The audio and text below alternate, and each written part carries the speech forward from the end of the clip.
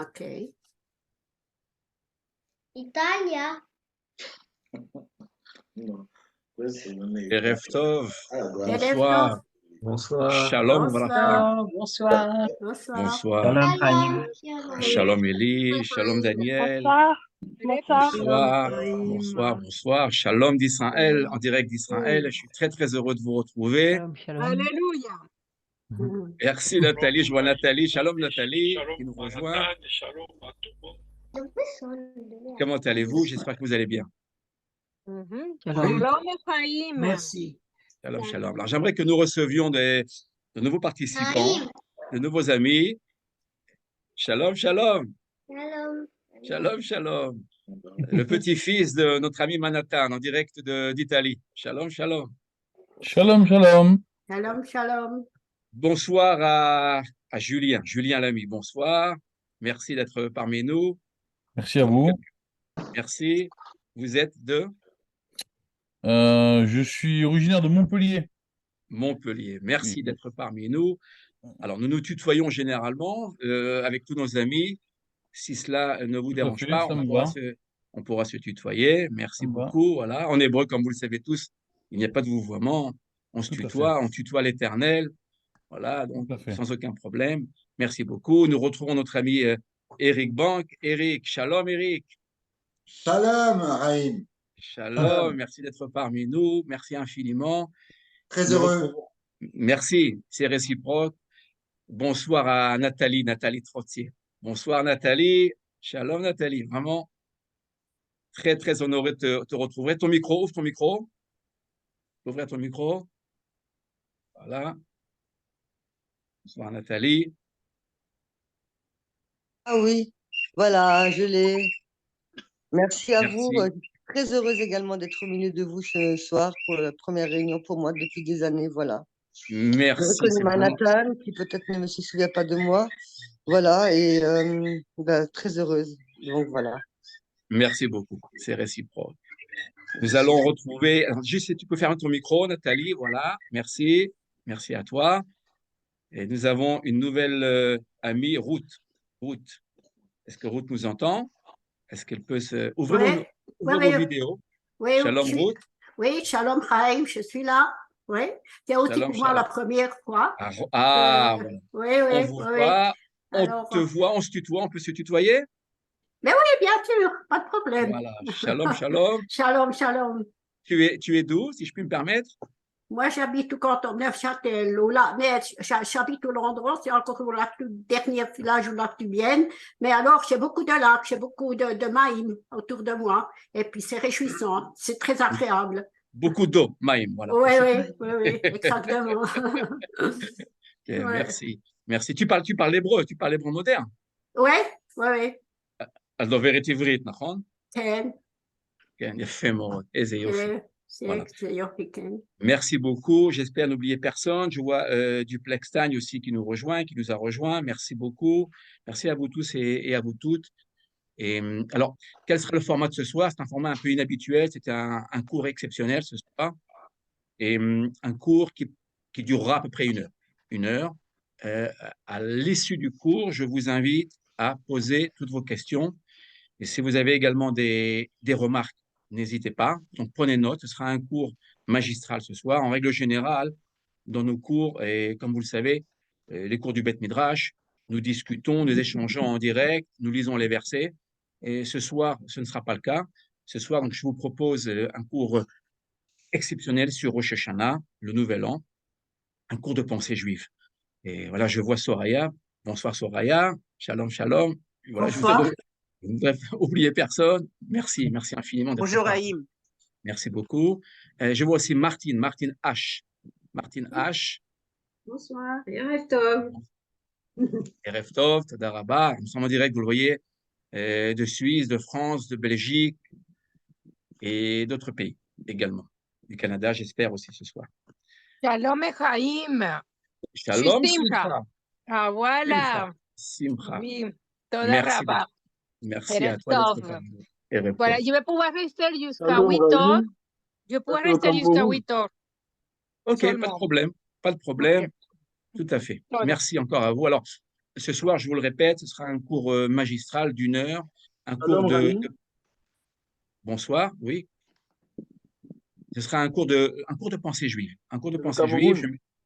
Du Cameroun aussi, voilà. Aussi du Cameroun, voilà. Nous avons aussi du Cameroun, voilà. Que je n'oublie pas. Voilà. Merci. Merci aussi au Cameroun. Et ce sera un cours de pensée juive. Je m'explique. Nous étudierons donc un thème, celui de la perfection. Et à Rosh Hashanah aura lieu la semaine prochaine. Cette année, ça tombera vendredi soir et samedi soir. Il faut savoir que Rosh Hashanah dure 2 jours. Dure 2 jours pleins et ces 2 jours sont comptés comme un seul et même jour. Donc ça, il faut le savoir. Donc c'est un jour long, ce qu'on appelle le jour long. C'est le jour le plus long de l'année, si je puis dire. Un jour qui dure 2 jours, si vous le voulez. Et à l'occasion de ce jour, nous parlons beaucoup de teshuva, de repentance, de retour vers l'Éternel et de perfection. Il m'a semblé donc intéressant de toucher à ce sujet de la perfection et d'en dire un peu plus. Et au lieu d'étudier, de ne prendre que des versets bibliques, il m'a semblé aussi intéressant de s'inspirer de sources talmudiques. Et vous verrez pourquoi ce soir. Donc nous ferons ce soir, si vous voulez, un mix et nous allons associer des versets bibliques à une pensée talmudique. Voilà. Et nous ferons ensuite un résumé de tout cela à la fin de notre étude.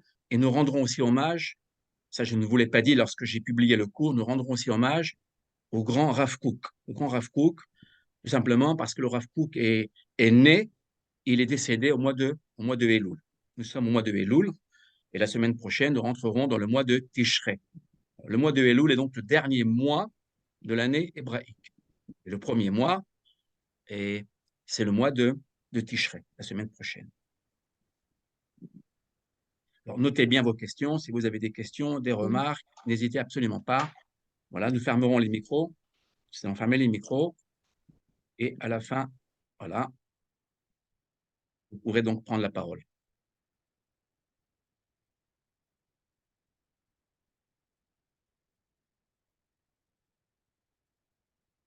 Voilà.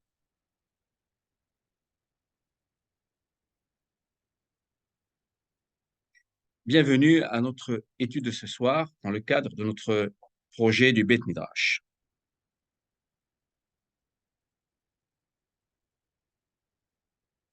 L'intitulé de notre cours de ce soir, Rosh Hashanah, à la recherche de la perfection.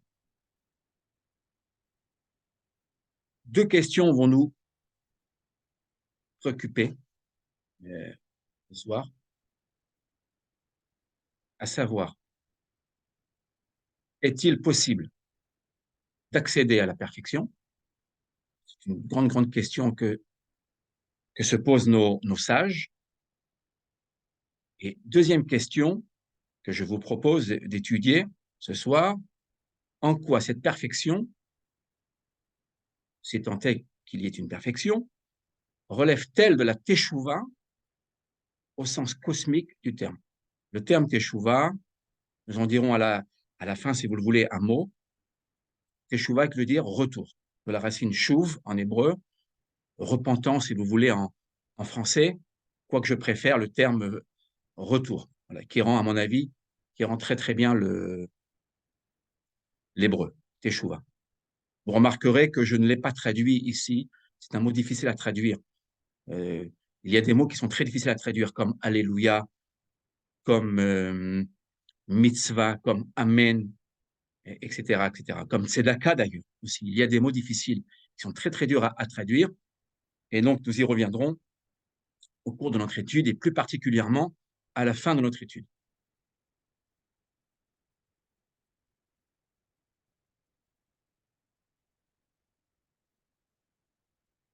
En règle générale, dans notre monde, dans le monde dans lequel nous vivons, l'appréciation d'autrui se fonde très généralement sur les résultats obtenus.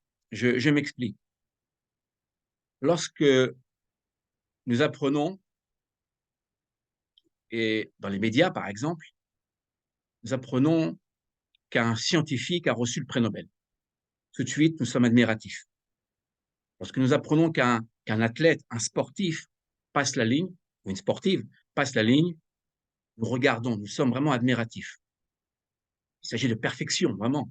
Nous voyons ces personnages ces grands personnages qui sont vraiment en avant, qui sont particuliers, exceptionnels. Il en est de même dans le monde de la musique. Lorsque nous regardons tous ces grands virtuoses, hommes et femmes, et nous sommes vraiment admiratifs. Mais il y a une question que nous devons nous poser, que les sages se posent, qui est la suivante. C'est une question, à mon avis, fondamentale. Ces résultats obtenus, aussi excellents soient-ils, suffisent-ils nécessairement à faire de nous des êtres parfaits? Autrement dit, l'excellence que nous admirons fait-elle de nous des êtres parfaits? C'est une question importante qui revient d'ailleurs, qui est un narratif important lors des fêtes de Tishrei, c'est-à-dire Rosh Hashanah, Yom Kippour et les 10 jours de repentance, la Aseret Yemei HaTshuva. C'est une question, vous voyez, qui me paraît fondamentale. Nous allons essayer ensemble d'y répondre. Il y a quelques réponses. Si vous en avez d'autres, avec grand plaisir à la fin de notre étude, je vous invite à nous les donner. Et voilà, nous ne pourrons pas tout dire, bien évidemment. Le premier verset que je vous propose d'étudier est le suivant. Il est tiré du livre de la Genèse 6, 9. Ce sont des versets que nous connaissons, mais qu'en fait, qui sont assez mal connus. Vous allez le voir, et pourquoi. Elle Toledot Noach, Noach ish tzadik, tamim haya bedorotav. Nous arrêtons ici là, le Hatnar, point virgule. Et à Elohim it alech Noach. Traduction. Voici les générations de Noé. Noé était un homme juste, il était parfait. Parmi ceux de ses générations, Noé marchait avec le Seigneur. C'est une traduction que j'ai reprise. Si vous regardez dans vos Bibles respectives, vous verrez qu'il y a différentes traductions qui ne sont pas toujours très, très proches du texte. Il y a deux mots qui nous intéressent ce soir, à savoir le mot tamim et le verbe haya. Tamim, en hébreu, signifie intègre, irréprochable, parfait. C'est l'homme parfait dont on rêve, si je puis dire. Il n'y a pas plus haut que ce terme-là. Tamim, c'est la perfection par excellence. Tamim. Nous verrons qu'il y a d'autres mots. Il y a un autre mot qui ressemble au mot tamim, qui est le mot tam, qui signifie la même chose. Tam apparaît dans le cas de Yaakov. Nous y reviendrons dans un instant. Vous remarquerez qu'il y a un mot que je n'ai pas souligné, que je vous invite à retenir, à savoir le mot tzadik, le juste. Donc, tamim, aya. Donc, retenez bien cela. Pourquoi? Car nous allons passer à un autre verset. Un verset, cette fois-ci, qui a trait à Abraham, le patriarche Abraham. Vayehi Avram ben tish'im shana v'tesha shanim. Vayera Adonai el Avram, vayomer elav ani el Shaddai it'alech lefanai v'hiye tamim. Traduction. Et Abraham, il n'est pas encore Abraham, vous le remarquez, Abraham. Et Abraham était âgé de 99 ans et l'Éternel apparut à Abraham et lui dit, je suis le Seigneur tout-puissant, marche devant moi, devant ma face, si vous le voulez, pour être plus précis avec le texte, et sois parfait. Genèse 17, 1. Nous sommes loin de Noach, au niveau du texte. Il y a, si vous regardez bien, il y a donc un mot commun. J'ai colorié de jaune. Je reviens en arrière. Tamim, terme parfait, est appliqué ici à Noach, Noé. Ce même terme est appliqué à Abraham. Regardez bien, c'est le même terme. et pourtant, il y a une différence de taille. Si vous voyez le verbe ici, haya, le verbe là est au passé. En hébreu biblique, on parle d'accompli. C'est un passé. Si nous regardons le cas d'Abraham, le verbe ici, regardez bien, est à l'impératif. À l'impératif. Ces deux termes, tamim, apparaissent dans le texte biblique, mais il y a une différence de taille. À savoir que dans le cas de Noach, le verbe est au passé, haya, alors que dans le cas d'Abraham, le verbe est à l'impératif, regardez bien, à l'impératif. Cela veut dire quoi? Ça veut dire que dans le cas de Noach, la perfection est de naissance, un état de fait. Noach est né parfait. Il n'a aucun effort à faire pour atteindre la perfection. Vous voyez, j'ai mis un point là. J'ai mis un point. État de fait, il est né parfait. Haya, quand on dit Haya, il était. Ça veut dire quoi? Qu'il est né parfait. C'est la raison pour laquelle l'Éternel va le choisir pour venir consoler l'humanité. Je vous rappelle que le nom de Noach veut dire consoler. D'accord? Nun chet mem, qui veut dire consoler. Et logiquement, très très souvent, on nous donne la racine nun vav chet, qui veut dire se reposer. D'accord? Attention, dans le texte biblique, on nous apprend que Noach est un terme, c'est un nom tiré de la racine nun chet mem, qui veut dire consoler. Donc, c'est un homme parfait. Alors que pour Abraham, l'Éternel lui demande quoi? Il lui demande d'acquérir la perfection. Il s'agit ici d'un devenir. Vous voyez ici, les trois petits points que je vous ai mis là, tout s'ouvre, tout est ouvert. Et d'ailleurs,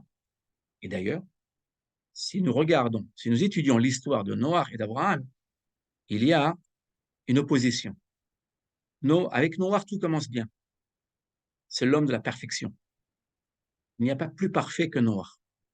Et pourtant, comme nous le savons tous, Noach va échouer. Il va échouer, vous vous rappelez, et dès qu'il sort de l'arche, il plante une vigne dont il tirera et du vin et il viendra à s'enivrer. Il tombera.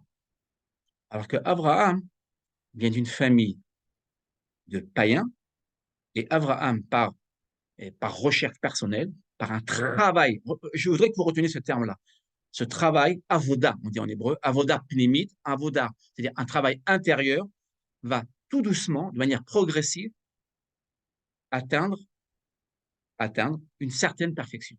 Je dis une certaine perfection parce que vous le verrez ce soir, c'est la notre grande question de ce soir. L'homme peut-il atteindre la perfection? Voilà. Donc, soyons prudents.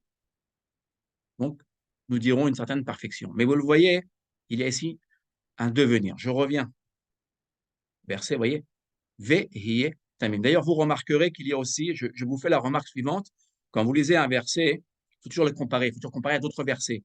Vous le voyez, c'est quand il lui dit, marche devant ma face, ce terme-là, regardez bien, où il est placé. Il est placé juste avant la perfection. Regardez bien là. Chez Noach, c'est l'inverse. Il y a d'abord la perfection, c'est un état de fait. Bon. Et dans la mesure où il est parfait, il est tout à fait naturel que Noach marche avec l'Éternel. Ça paraît évident, c'est naturel. Voilà. Pas chez Abraham. Chez Abraham, la marche avec l'Éternel n'est pas naturelle. C'est un travail qui va devoir se faire chez Abraham. Et c'est la raison pour laquelle, je vous le dis tout de suite, c'est la raison pour laquelle Abraham deviendra notre père. Bon, le mot Av, Avot, Av, veut dire aussi prototype ou paradigme. Voilà. Nous n'avons pas Noach comme père, nous avons Abraham. Pourquoi? Car il y a cette propension, cette aspiration à la perfection.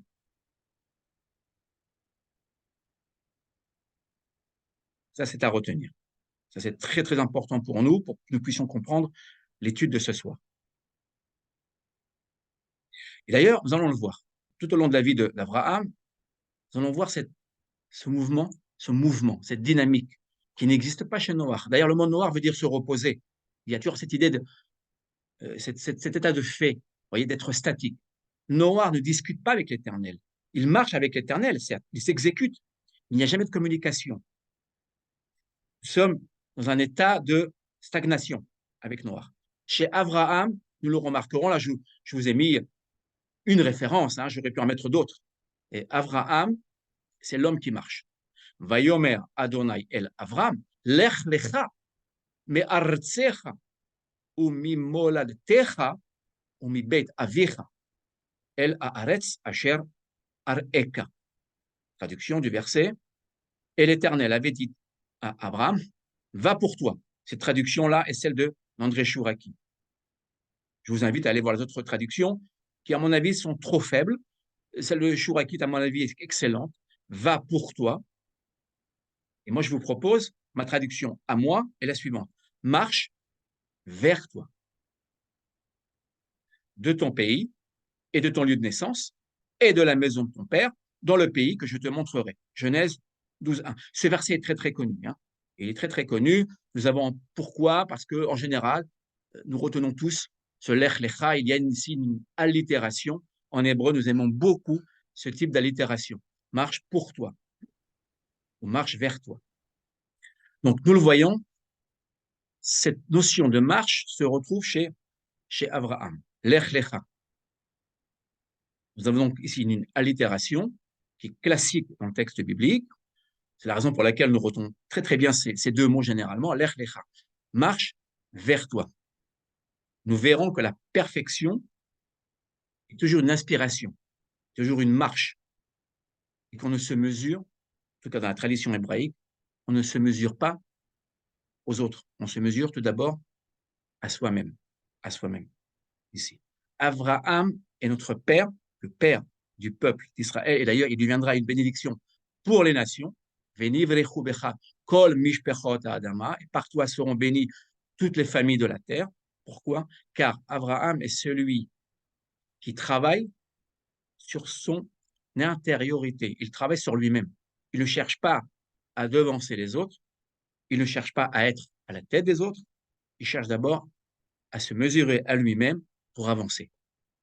Oui, donc le l'air, là, quand on a le l'air, ça veut dire marche, mais ça veut dire aussi s'élever. Il y a une idée d'élévation, une idée de marche, d'aspiration, vous voyez, intérieure profonde vers ce qu'on appellera la perfection. Je vous ferai remarquer, d'ailleurs, ici un point, on ne va pas s'y attarder, mais vous voyez, à la fin du verset, ici, dans le pays que je te montrerai, très, très souvent, on nous apprend que Abraham ne savait pas où il allait. Je ne suis pas d'accord avec cela. Et si vous regardez un tout petit peu plus haut, Abraham sait très bien où il se rend, d'accord? Tout simplement parce que l'Éternel avait fait la promesse déjà à son père et qu'il irait en Eretz Canaan, la terre d'Israël. Donc l'essentiel point de ce verset, pour moi, selon moi, l'essentiel, il est là, l'ech lecha, c'est la marche. D'ailleurs, Abraham, on l'appellera Abraham à ivri, Abraham l'hébreu, Avar, celui qui passe, celui qui traverse, même, qui veut dire aussi même transgresser. On retrouve cette idée de rébellion aussi.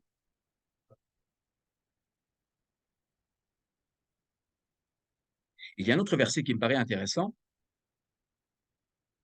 tiré donc de la Genèse, toujours de Genèse 32, 23, et qui fait référence au parcours de Jacob, de Yaakov. Vayakom, balaylahu, vayikach et shetei nashav, ve'et shtei shifrotav, ve'et ahad asar yeladav, vaya'avor et ma'avar Yabok.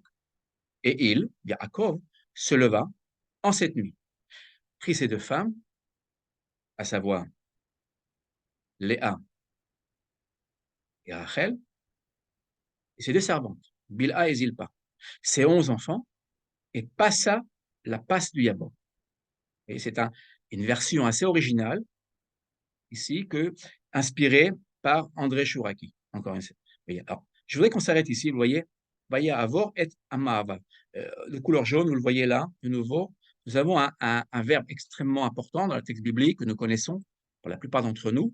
C'est le verbe Aïn Bet Resh. Aïn Bet Resh, à savoir passer, dépasser. L'idée de dépassement, nous avons ici. Or, comme nous le savons, comme je vous le rappelle, Jacob, après le passage du Yabok, ne sera plus le même. Il prendra le nom, vous vous rappelez, le nom d'Israël. Il changera de statut. Quand on change de nom, cela veut dire changer de vie, changer de parcours. Et généralement, le changement de nom indique une élévation. Une élévation vers la perfection. Israël veut dire évidemment lutter contre l'Éternel et contre les hommes, il veut dire aussi la droiture de l'Éternel. Droiture qui nous rappelle la notion de perfection. Même Yakom, vous voyez, le verbe Yakom peut être traduit aussi par se releva. Je voudrais que vous reteniez cette traduction, vous verrez pourquoi à la fin. Voilà. On peut traduire Yakom en hébreu, en français, on peut le traduire par ou bien se lever, ou bien se releva. Là, nous le retrouvons à la fin de notre étude, ici. Alors, ce verbe est important, car il est employé pour Abraham, je vous le rappelle encore une fois, Abraham à Ivri, Abraham l'hébreu. C'est ce que nous faisons ce soir, on parle l'hébreu. Parlons l'hébreu. Et vous voyez, les références en hébreu sont importantes pour comprendre le texte. Voilà.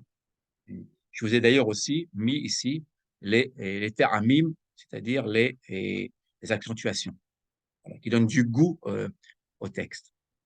Alors, je voudrais qu'on revienne sur sur ce verbe, sur cette racine.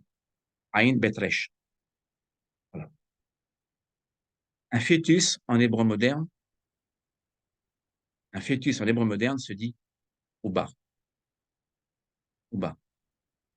Vous retrouvez là la racine de la transition, de l'évolution. Vous voyez, Uba, ça c'est le peuple d'Israël. Hein. Nous sommes le fœtus de l'Éternel, si je puis dire. Nous sommes toujours en transition, toujours en recherche de perfection, d'élévation, en marche, exactement comme Abraham. C'est intéressant. Vous le voyez? Intéressant. Et puis, je vous ai rajouté ici le liquide amniotique. Liquide amniotique, Meshafir. Alors, pourquoi je vous ai mis cela? Pour la raison suivante. C'est qu'en hébreu, je cherche mon crayon.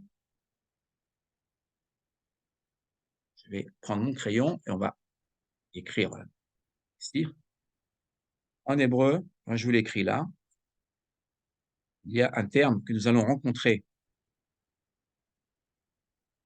à la fête de Rosh Hashanah, à savoir le shofar. Le shofar, c'est le corps. Alors, le corps du bélier, nous allons faire résonner le shofar. La mitzvah, c'est non pas de faire retentir le shofar, mais c'est de l'entendre. Vous remarquerez que le mot, vous voyez, regardez bien, liquide amniotique, les eaux, d'accord? Les eaux regardez bien, les eaux de l'amélioration. Le mot shafir veut dire amélioration ou protection. Voilà. Le liquide amniotique a pour but de protéger le oubar, c'est-à-dire le fœtus, contre les coups, contre les infections extérieures, et il a aussi autre vocation de permettre au fœtus de se développer, de grandir, de s'améliorer, de se parfaire. Or, je reviens au mot shofar, c'est-à-dire le corps, nous allons utiliser, vous retrouvez la même racine. On va entourer la racine, shin, pe, et resh. Alors, pourquoi faisons-nous retentir le shofar, ce corps de bélier? Pourquoi? Pour réveiller les consciences. Nous puissions nous améliorer. Cette racine veut dire embellir et améliorer. C'est une racine d'ailleurs qui est reprise en hébreu moderne. Les ishtaper, shipur. Shipur veut dire amélioration. Vous le voyez. Donc la racine hébraïque est extrêmement importante, ce point de vue. Donc, si je reviens au fœtus, au Uba, vous voyez, la perfection, en fait, est le fruit, c'est le cas de le dire, d'un dynamisme, d'un mouvement constant. Il n'y a pas de perfection automatique. Et d'ailleurs, pourquoi je choisis aussi le Uba, c'est que dans la tradition d'Israël, je vais effacer, voilà, on va effacer tout cela. Dans la tradition d'Israël, Rosh Hashanah, nous allons donc fêter dans quelques jours, la semaine prochaine. Rosh Hashanah, c'est non pas la création du monde, comme souvent vous l'entendrez dire, c'est la création de l'homme. Dans la tradition, c'est Rosh Hashanah, c'est le jour où l'homme, l'humanité, a été créée. Oui. Ça, nous allons aussi le retenir parce que cela va nous aider à mieux comprendre la suite de notre étude de ce soir.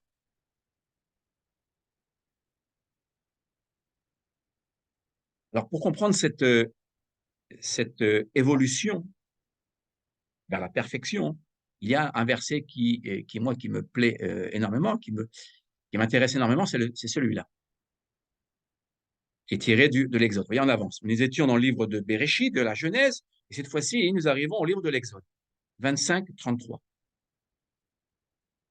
Shlosha geveim, meshukadim, bakane ha'ehad, kaftor vaferach, ושלושה גביעים משוקדים בקנה האחד, כפתור ופרח.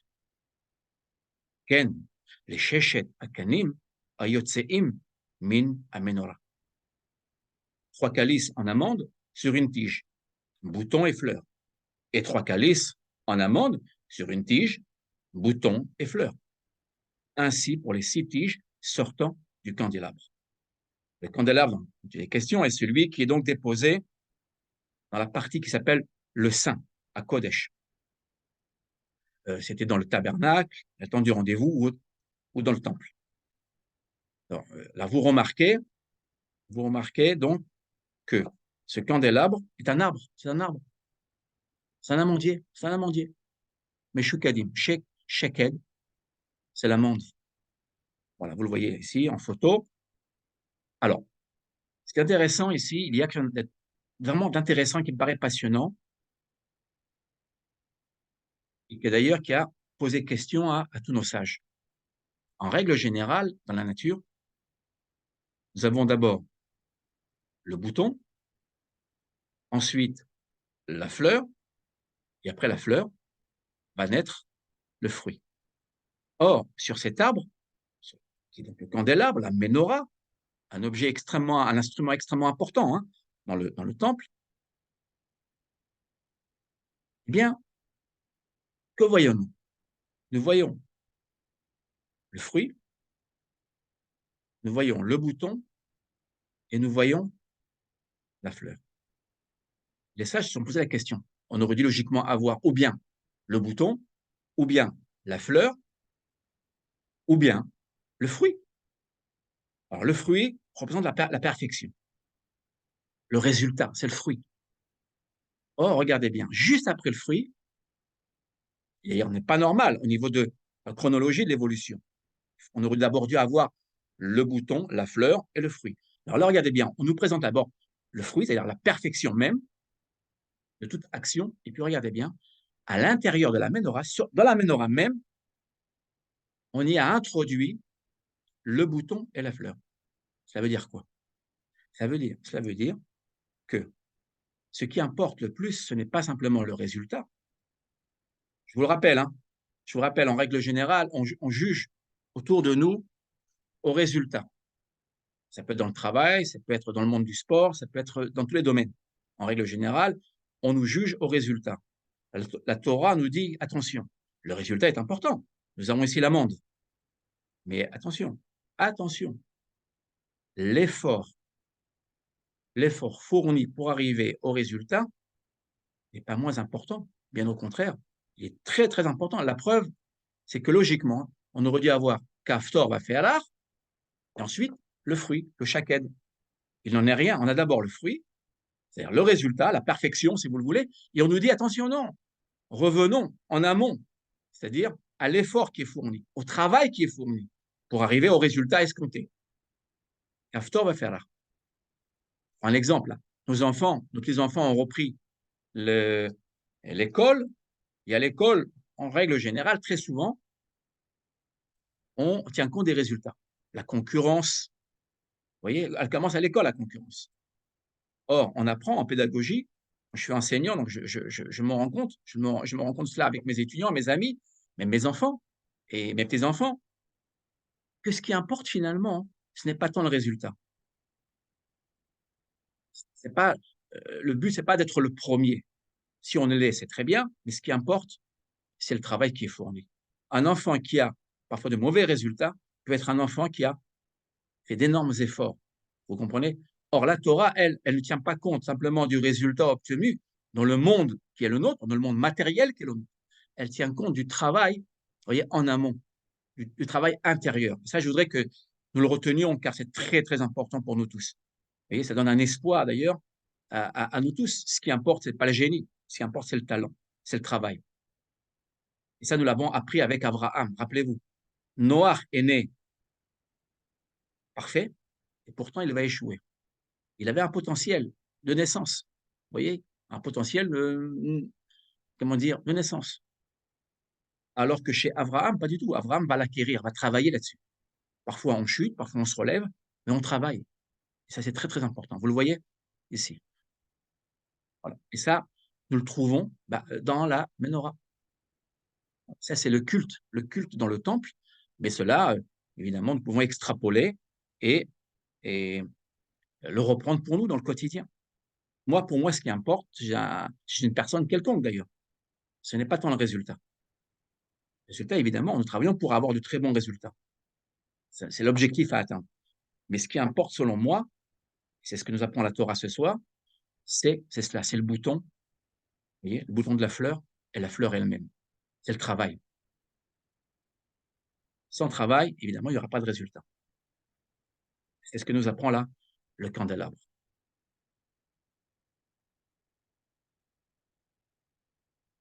Je voudrais que nous continuions avec la création du monde. Je viens de vous dire que l'homme a été créé et à Rosh Hashanah, en fait, le jour de l'an. Ici. Il y a un verset extrêmement intéressant qui va nous aider à comprendre cette notion de perfection. Le verset 3, tiré de Genèse 2.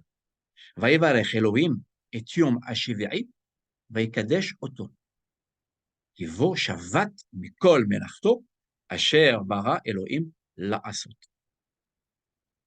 Alors ce verbe-là, si on lit le verset, nous allons le traduire, c'est un verset qui, a priori, est un verset, a priori, c'est un mot qui est en plus, supplémentaire. On aurait très bien pu ne pas le mettre dans le verset. Vous voyez, on va le traduire. Et le Seigneur bénit le 7e jour et le sanctifia, c'est-à-dire le mit à part.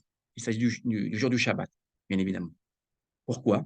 Parce qu'en ce jour, il cessa, l'Éternel, toute l'œuvre entière qu'il avait créée. On aurait très bien pu s'arrêter là. Regardez ce que je vais faire. Je vais ici mettre une barre. Voyez là? Vous voyez la barre? Voilà. Il y a une barre. Et puis, évidemment, nous avons ici un verbe, le verbe la asot. Ça, nous sommes obligés d'en tenir compte de ce verbe-là. Alors, il veut dire quoi alors? Il est très dur à traduire. Hein. Si vous prenez vos traductions habituelles, vous le verrez, et c'est un verbe qui pose problème à la traduction, qui a posé beaucoup de problèmes à tous nos traducteurs finalement. Allez, on va revenir là. Voilà, j'y reviens, excusez-moi. Alors, pour Chouraki qui a très bien traduit, qui a traduit pour faire. Ici. Parce l'Éternel cessa toute l'œuvre entière qu'il avait créée pour faire. Mais vous voyez, quand nous avons pour faire, on ne comprend pas le texte. Moi, quand je lis le texte, la asot, alors moi je le comprends parce que je connais le texte en hébreu, si vous le voulez. Mais si vous avez une traduction en français ou en anglais ou en allemand, une autre langue, là, il y a un problème. Si nous nous étions arrêtés qu'il avait créé, il n'y a pas de problème, on comprend. L'Éternel a créé le monde, c'est très bien. Donc, pour faire quoi? Alors moi, ce que je vous propose comme traduction, c'est la suivante. Pour parfaire. Pour parfaire. Vous allez me dire, pour parfaire quoi? C'est une traduction qui ressemble à celle de Chouraki, finalement. Mais j'ai quand même rajouté parfaire, vous voyez? Cette idée de perfection, parfaire. Le verbe la'asot. La'asot veut dire, en hébreu, veut dire faire. Il veut dire aussi parfaire. Parfaire quoi? Quel est le sens de ce verset? Alors, ce que je vous propose, à la lueur évidemment de nos sages, pour la parfaire, c'est-à-dire l'œuvre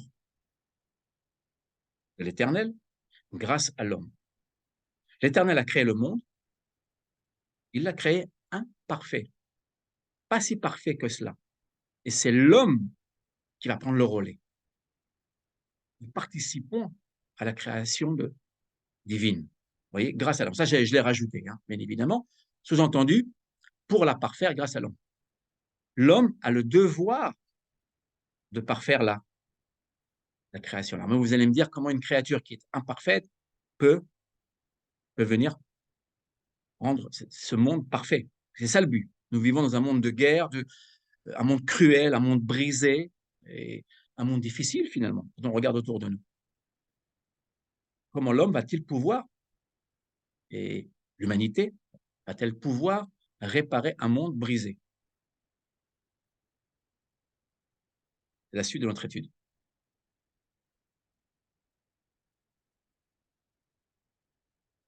Vayar Elohim et kol asher asa vehine tov meod vayehi erev vayehi voker yom hashishi. Je reviens à Genèse. Nous remontons dans le livre de Genèse 1, 31. Ce verset est connu de nous tous, de nous toutes. Et le Seigneur vit tout ce qu'il avait fait, et voici que c'était très bien. Et il fut soir, il fut matin, 6e jour. Et je vous rappelle que lorsque l'Éternel crée le monde, il le crée en 6 jours. Ça, nous le savons tous. Regardez bien, le monde n'a pas été créé en un jour. L'Éternel aurait très bien pu créer le monde en un jour. Il aurait pu. Tout lui appartient. Il est tout puissant. Et pourtant, il y a ce qu'on appelle en hébreu un ta'alir. Ta'alir, c'est-à-dire un processus. Il y a un processus de création. Rien ne se crée du jour au lendemain. Et si vous vous rappelez bien, à plusieurs reprises dans le texte, l'Éternel, comme si l'Éternel prenait du recul devant sa création, il disait, ah, là c'est bien. Vous vous rappelez, là c'est bien, là c'est bien. Et arrivé au 6e jour, on a Tov Me'od, excellent, très bien. Or, au 6e jour, c'est l'homme qui a été créé. L'homme a été créé. Vous voyez, ce Tov Me'od, cette idée de perfection, en fait, elle fait écho, elle s'inscrit dans la création de l'homme. Même si l'homme est né imparfait, nous sommes tous imparfaits. Malgré tout, l'Éternel porte sa confiance sur cette création de l'homme qui va devoir, et nous verrons comment dans un instant, va devoir parfaire le monde. Je préfère parfaire que pourfaire. Vous voyez? Donc, parfaire le monde.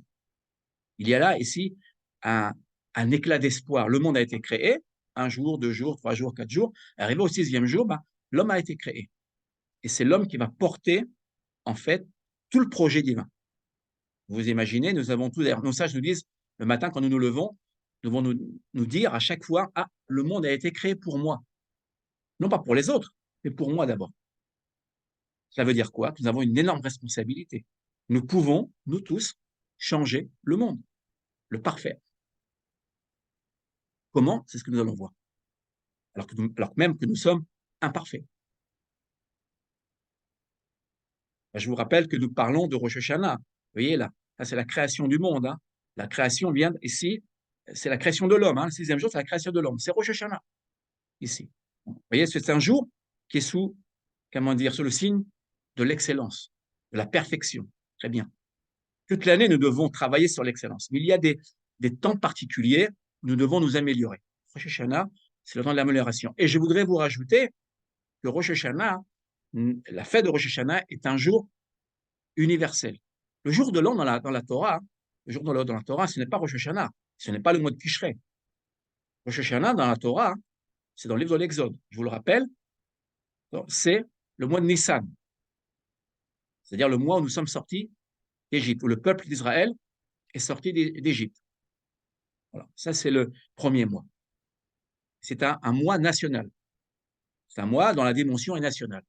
Alors que le mois de Tishrei, et c'est important pour notre cours de ce soir, pour nous tous, le mois de Tishrei fait référence évidemment à Israël, mais aux nations entières.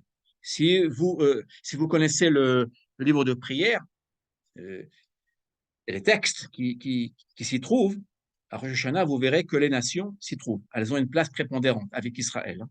Voilà. Donc on parle du monde entier. Rosh Hashanah, vraiment, sont les 2 jours où nous parlons du monde entier. Alors, pour aller plus loin, pour aller beaucoup plus loin, nous allons essayer d'approfondir cette question de perfection. Je voudrais que nous avancions cette fois-ci avec les textes oraux. Nous quittons la Torah, nous quittons le Tanakh pour aller étudier 2 textes de 2 sages. Le premier sage auquel nous allons nous référer est Rabbi Tarfon, et le deuxième sage, Rabbi Yitzhak. Vous allez voir 2 idées différentes, 2 pensées différentes qui vont se compléter.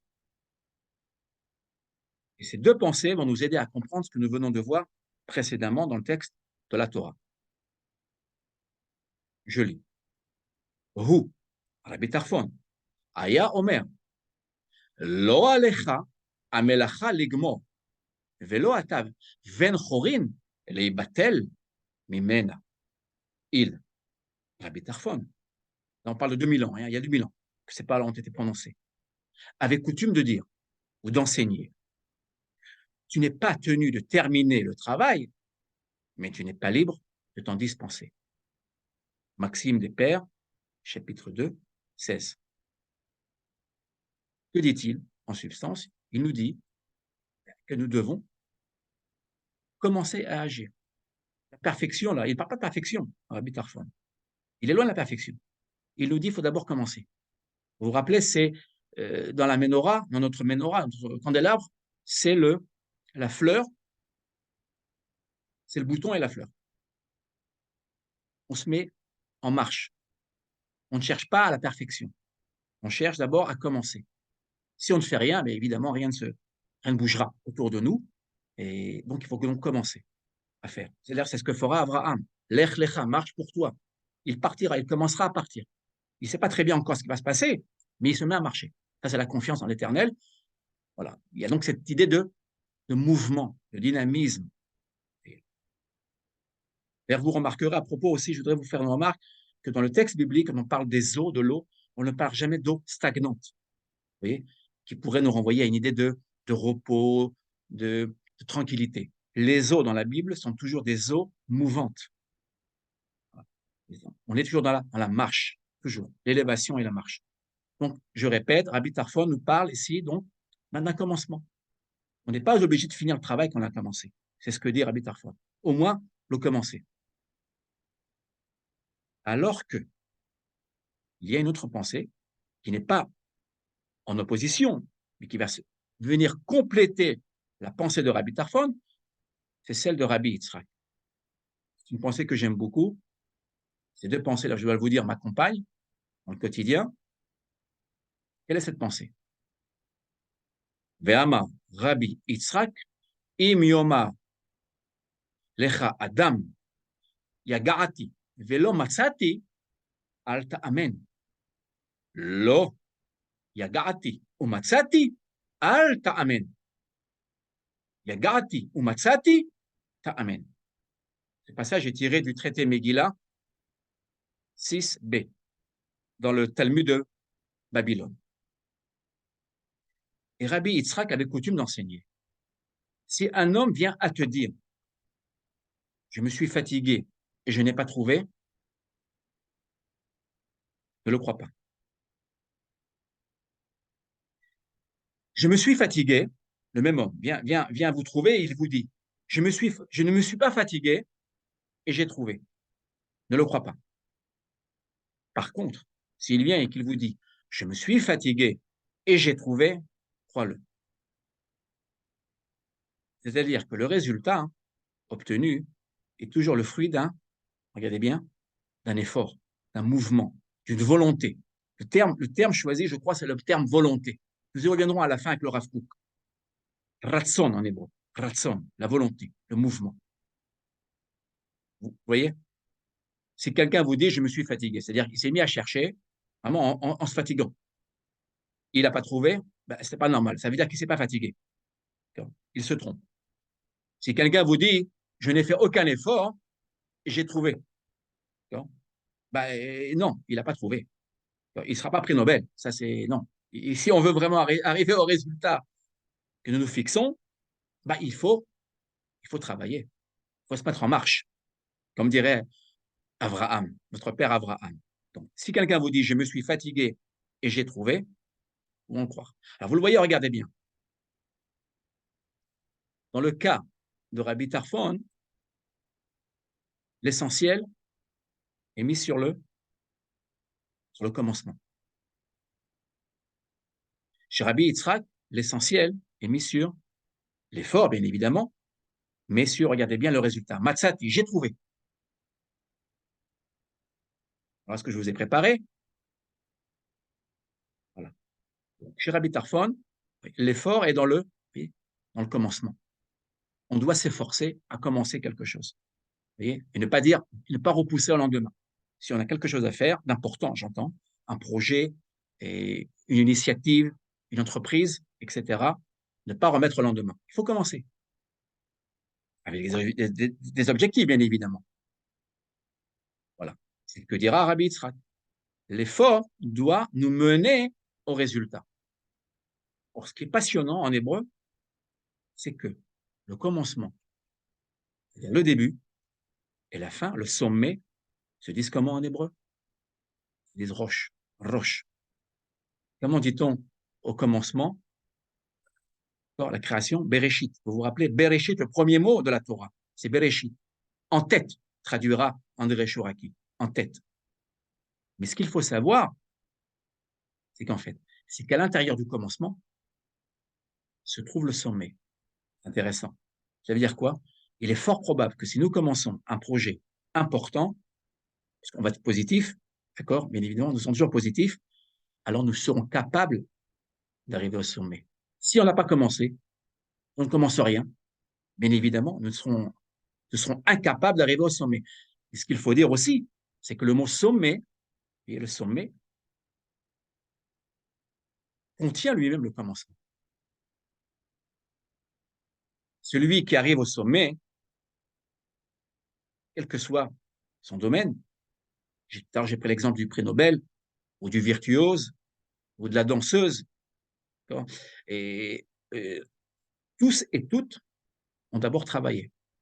Alors évidemment, nous, finalement, ce que nous regardons sont les compétitions, ce sont les résultats scolaires, les résultats universitaires, etc., etc. Parce que, évidemment, le résultat est important. Mais, je le rappelle, ce qui est important avant tout, vous voyez, c'est le commencement. Selon moi, c'est au-delà du sommet lui-même, c'est, à mon avis, le travail qui est fourni. Voilà. Il n'y a pas, vous savez, que comme disent nos chassidim, ils disent qu'il n'y a pas vraiment de miracle. Le miracle, on le crée, le miracle. Le miracle, on le crée à partir de l'action, du travail. Si on ne fait rien, il n'y aura pas de miracle. En français, on dit bien « aide-toi et le ciel t'aidera ». C'est cela, en fait. Donc là, et ici, je reviens sur l'idée de roche. Vous voyez le mot roche? Roche. Le mot roche, ben, il veut dire, en même temps, il veut dire le commencement, le début, la tête, ici, le commencement d'une chose, le sommet aussi. Le sommet. D'ailleurs, la tête est le sommet de l'homme, hein, c'est la partie la plus haute de l'homme. Voilà. Mais où tout commence, c'est cela, en fait. Roche. Et là, je dis bien, on n'a pas à opposer les deux pensées. Elles viennent se compléter, elles sont complémentaires. C'est assez important de le voir. Voilà. Alors, pour illustrer, je voudrais que, là c'est théorique, ce que je viens de vous donner sont deux pensées, vous voyez là, sont deux pensées théoriques. Alors, je voudrais que cette fois-ci, à l'allure d'un autre texte, qui est tiré du traité Souka, un traité où l'on parle de la fête de Sukkot, la fête des tentes. De toute façon, on ne parlera pas des tentes, on parlera des tzadikim, des justes. Il y a un passage extrêmement intéressant et que je vous propose d'étudier, on va le lire dans un instant, qui vient illustrer ce que nous venons de dire à propos du commencement et du sommet. Tiré donc de Souka Nun Bet Aleph. Tzadikim nidme yetzerara lahem kehar gavoah urushaim nidme lahem kehut aseara halalu bochin ve'alalu bochin tzadikim bochin ve'omerim ach יכולנו לכבוש הר גבוה כזה. ורשעים בוכים ואומרים, אך לא יכולנו לכבוש את חוט השערה הזה. Très, très, très beau texte. Nous allons traduire. Pour les justes, il leur, c'est-à-dire le mauvais penchant, il leur semble comme une haute montagne, mais pour les méchants, il leur semble comme un fil aussi fin qu'un cheveu. Mauvais penchant, on parle de l'instinct du mal, la passion qui est en nous, qui nous pousse à fauter. Ceci pleure et ceci pleure. Les deux pleurent. Le juste pleure et les justes pleurent et les méchants pleurent. Juste là, on est à égalité, si je puis dire. Et pourtant, regardez bien. Les justes pleurent et disent, comment avons-nous réussi à conquérir un sommet si haut? Et les méchants, vous voyez ici, il y a un contrepoint, mais les méchants pleurent et disent, comment n'avons-nous pas réussi à conquérir un fil aussi fin qu'un cheveu? Traité Souka 52. Ce texte-là mériterait évidemment au moins 1 heure de méditation, d'étude, mais si vous regardez bien, ce texte-là, à lui seul, nous résume les 2 pensées complémentaires de Rabbi Tarfon et de Rabbi Yitzhak. Je m'explique. Regardez bien. Les justes et les méchants. Ici. Que se passe-t-il? Ils pleurent. Ça veut dire quoi? Ça veut dire qu'ils voient leur propre péché. Ici. Ils sont tristes, d'une certaine manière. Ils veulent faire teshuva, ils veulent revenir vers l'Éternel, ils veulent corriger leurs fautes. Que font les justes? Ils pleurent, ils disent, comment avons-nous réussi à conquérir un sommet si haut? Regardez bien là, je n'ai pas mis de point d'interrogation, j'ai mis ici un point d'exclamation. Ça veut dire quoi? C'est-à-dire qu'ils ont réussi à conquérir, ils ont commencé. Ils ont fait le travail du commencement. Car le résultat, regardez bien le résultat là. Ils y sont arrivés, pourquoi? Parce qu'ils ont travaillé. Vous voyez? Ils ont vu donc leur faute comme une montagne très très haute. Ils se sont dit non, on va travailler très dur. Nous allons grimper cette montagne. Coûte que coûte, quel que soit le prix à payer. Alors même, et je vous le dis, vous verrez pourquoi. Vous le verrez pourquoi. Là, on est dit évidemment conquérir le sommet. Vous voyez, le sommet c'est roche. Hein? Ici, là. Évidemment, là, on n'a pas le mot roche, on a le mot l'irbosh. Vous voyez, l'irbosh, c'est conquérir. L'irbosh, c'est conquérir. Contrôler, en hébreu, ça veut dire contrôler, maîtriser et conquérir. La conquête. Qui bouge, c'est la conquête. Ils ont donc réussi. Pourquoi ils ont réussi? Parce qu'ils ont commencé. Alors que les méchants, ils pleurent eux aussi. Et pourquoi ils pleurent? Ils pleurent parce que, en fait, ils n'ont pas commencé. Pourquoi ils n'ont pas commencé? Parce qu'ils ont vu leur faute comme si elle n'était pas importante, comme si c'était facile de les conquérir. Ça leur paraissait facile de les conquérir. Oh, nos fautes sont, je veux dire, aussi fines, voyez, qu'un cheveu. Et donc, ils se sont donc dit, c'est facile, on n'aura pas de mal à les conquérir. Donc, ils n'ont fait aucun effort. S'ils avaient fait l'effort, un minimum d'effort, probablement, on aurait compté leur effort. Ils n'ont rien fait. Ils n'ont rien fait. Alors qu'en fait, dans l'absolu, Je le dis bien, ça, il faudrait lire tout le passage. Dans l'absolu, il n'y a aucune différence entre le méchant et le tzaddik. En fait, le méchant, le méchant, comme on l'appelle le rachat, d'accord?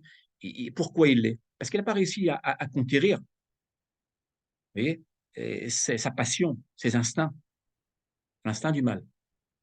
Il a sous-estimé son propre péché. Et à Rosh Hashanah, Rosh, c'est quoi Rosh? C'est le sommet. Rosh Hashanah, c'est comme une montagne. Vous voyez, là c'est une photo de l'Everest. Hein. Je vous ai donné l'Everest. Non pas le Mont Sinaï, mais l'Everest. On peut le conquérir. Ben, évidemment, pour le conquérir, ce mot, mais il faut travailler. Voilà. Et dans le domaine spirituel, c'est la même chose. On doit s'entraîner, on doit travailler. Le mot s'entraîner en hébreu se dit les it amen, tiré du verbe aleph mem nun, amen. On dit amen, qui veut dire fidèle, droit et juste. Les it amen, en hébreu même moderne, hein, en hébreu moderne, les it amen, c'est s'entraîner.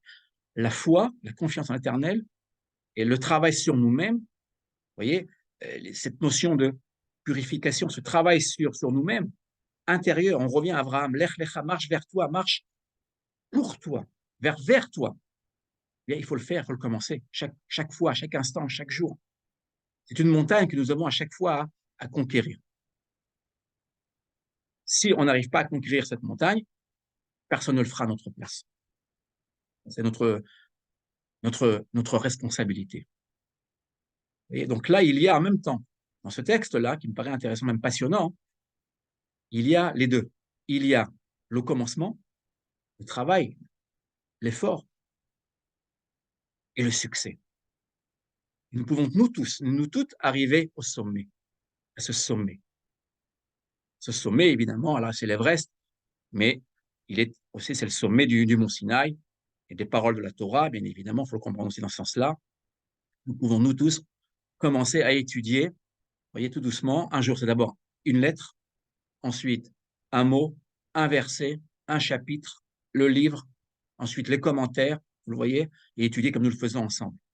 Être autour d'un enseignant, d'un rabbin, d'un étudiant, d'un autre ami qui connaît le texte. Vous voyez, ce partage entre nous aide à nous élever. Mais tout le temps, il faut que ce soit un travail progressif, évidemment, mais constant. L'assiduité ici est extrêmement importante. Vous le voyez dans la pensée juive, parce que là on parle de pensée juive, l'essentiel n'est pas tant le résultat. Évidemment, le sommet là est important. Et ce qui est important, c'est de pleurer. Oui, pleurer. Pourquoi pleurer? En travaillant. On n'a rien sans rien. Ça, c'est vraiment le. Vous voyez, là, ils pleurent. D'un autre côté, ce sont des pleurs de victoire. Alors que là, les méchants vont pleurer parce qu'ils vont voir les justes qui ont réussi.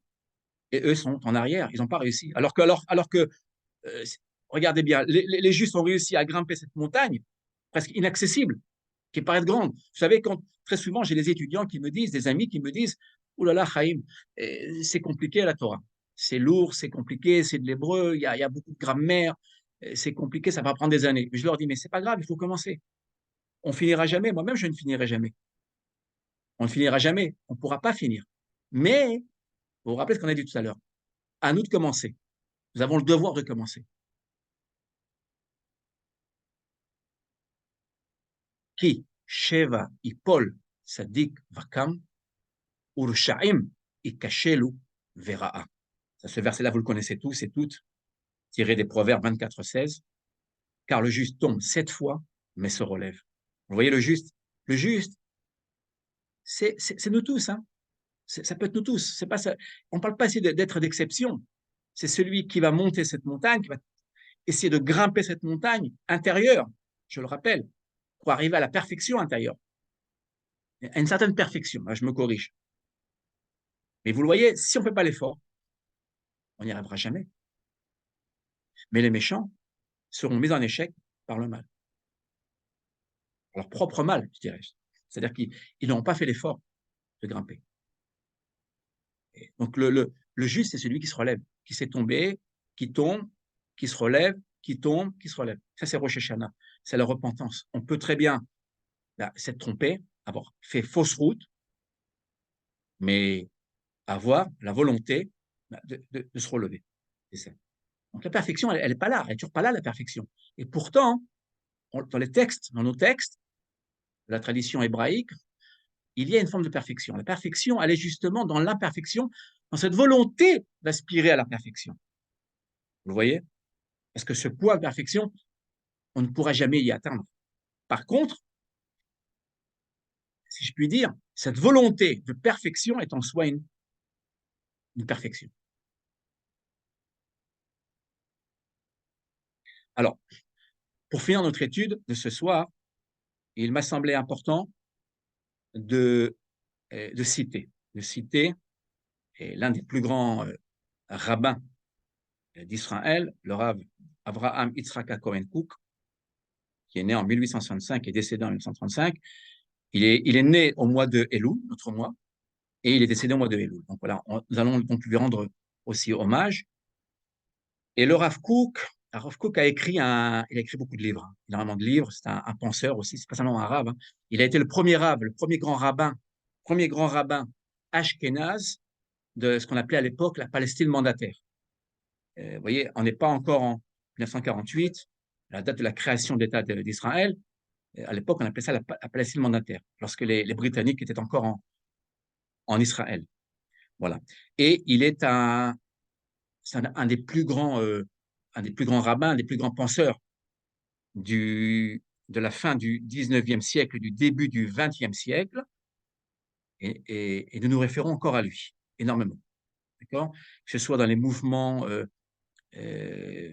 spirituels d'Israël, encore aujourd'hui, dans les mouvements politiques israéliens, et on se réfère à lui. Ce que je vous propose, allons lire un passage d'un de ses livres, qui a été traduit d'ailleurs, je ne vous ai pas rapporté la référence, si vous voulez, après le cours, je vous enverrai la référence du professeur Benjamin Gross, qui a traduit ce livre en français. C'est un livre difficile, mais passionnant, ça je vous l'assure. Ce qu'on va faire ensemble, on va traduire un passage de Oroth Hatshuva, les lumières du retour, de la repentance. Et nous allons voir en quoi ce passage est lié à notre étude de ce soir. Je désirais ce soir conclure notre étude justement avec une pensée qui me paraît extrêmement haute, extrêmement puissante, du Rav Avraham Yitzhak Cohen Cook. Je voudrais aussi d'abord, avant tout, remercier mon épouse Myriam, qui me soutient toujours dans mon étude et qui a ici mis les points. Vous voyez tous les points? Voilà. Dans le texte original, nous n'avons pas les points. Ça donc va nous permettre de mieux lire le texte. Ba'aliyat retsono shel adam kol aberuim mit'alim uv shifluto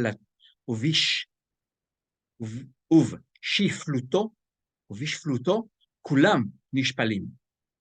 האחריות המוסרית הקוסמית הרזית הזאת קמה פשוטה, ישרה וטבעית היא. כל מה שהמחשבה מתרוממת, מתעדנת ומצחצחת, הרי האדם והעולם מתרוממים, מתעדנים Ce sont des mots difficiles, vous le voyez, et ce ne sont pas des mots courants. La traduction. Lorsque s'élève la volonté de l'homme, toutes les créatures s'élèvent. Et dans sa chute, toute chute, cette responsabilité morale, cosmique, cachée, est ô combien simple, droite et naturelle. Plus la pensée s'élève, s'affine et se purifie, alors l'homme et le monde s'élèvent, s'affinent et se purifient. Les lumières de la Teshuvah, les lumières du retour. Kovetz 2:6 du Rav Avraham Yitzhak Cohen Cook. Que dit-il en substance? Il dit que lorsque l'homme fait un travail d'élévation vers la perfection, il tend à vouloir se parfaire comme Avraham. Nous l'avons vu tout à l'heure. Alors que se passe-t-il? Toutes les créatures s'élèvent. C'est-à-dire que nous avons, nous tous, ce pouvoir d'aider les autres à s'élever, à être un exemple finalement pour les autres. Si vous vous élevez, si vous faites ce travail intérieur, cela va rejaillir sur votre environnement, sur notre environnement. Que se passe-t-il? Le monde lui-même, l'univers lui-même va s'élever. Si nous voulons donc élever l'univers, nous devons nous-mêmes nous élever. C'est l'influence du microcosme sur le macrocosme, si vous le voulez. Cette notion-là, ce serait trop long de la développer maintenant, c'est une notion de Kabbale, de la Kabbale, kabbalistique, qui est développée dans les livres de Kabbale, de la mystique juive. Donc, vous voyez, ce soir, on a traversé le Tanakh, donc la Torah écrite, le Talmud, une partie très, très infime, bien évidemment, du Talmud, sur cette notion de perfection, pour finir sur une pensée kabbalistique que le Rav Avraham Yitzhak Cohen Kook reprend. C'est un kabbaliste avant tout. Hein. Il est évidemment bibliste, talmudiste et kabbalistique. Et que dit-il? Donc, de nouveau, je reviens sur cette idée, si nous faisons l'effort de nous élever, un travail intérieur, personnel, intérieur, de pureté intérieure, d'introspection, de travail intérieur, ça c'est le but de Rosh Hashanah, en fait, alors nous serons capables, à notre niveau, de manière progressive, d'influencer les autres en bien et le monde entier. Donc, avant de changer le monde, d'aller au bout du monde pour changer le monde, d'abord, être capable de changer ce qui ne va pas en nous. Voilà. Ça, c'est le grand, grand projet, c'est le projet de l'humanité.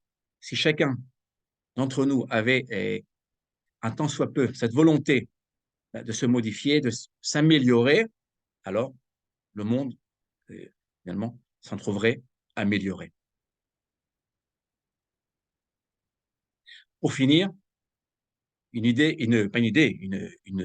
histoire, une très très belle histoire que je voudrais vous raconter, qui a eu lieu en 2012. C'est une très très belle histoire qui a tous troublé en 2012. Je m'en rappelle comme d'hier. Vous voyez à gauche, ici, ce jeune homme qui s'appelle Nadav Ben Yehuda. C'est un des plus grands alpinistes israéliens. Il a escaladé tous les monts que nous connaissons, c'est-à-dire l'Everest et le K2, etc., etc. Je crois qu'il y a 8 monts, d'accord? Les plus grands monts difficiles à escalader. Il les a escaladés tout seul, sans masque d'oxygène et sans Sherpa, d'accord? Aidé par personne. C'est lui qui monte tout seul, il est monté tout seul. Il monte tout seul et il a failli mourir il y a quelques années. Il a failli mourir, il est tombé et je ne sais plus de quel mont. Il a fait une chute de plus de 100 mètres et ils l'ont retrouvé difficilement, à moitié mort. Donc, il a eu la vie sauve, mais vraiment in extremis. Donc, si nous remontons en 2012, c'est devenu un héros national. Vous voyez Shimon Peres, l'ex-président de l'État d'Israël, qui remet à ce jeune homme, à Nadav Ben Yehuda, il lui remet, vous le voyez là, ici, le Hot Anassi. C'est une distinction, l'une des plus grandes distinctions présidentielles israéliennes que l'on remet vraiment qu'à des êtres d'exception. Voilà.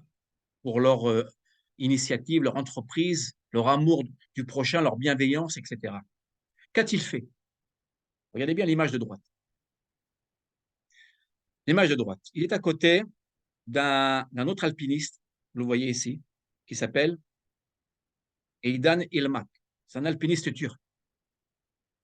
Que s'est-il passé? En 2012, Nadav Ben Yehuda escalade. Il escalade tout seul l'Everest. Vous voyez, nous revenons ici, regardez bien, nous revenons à notre image de l'Everest qui est ici. Vous voyez?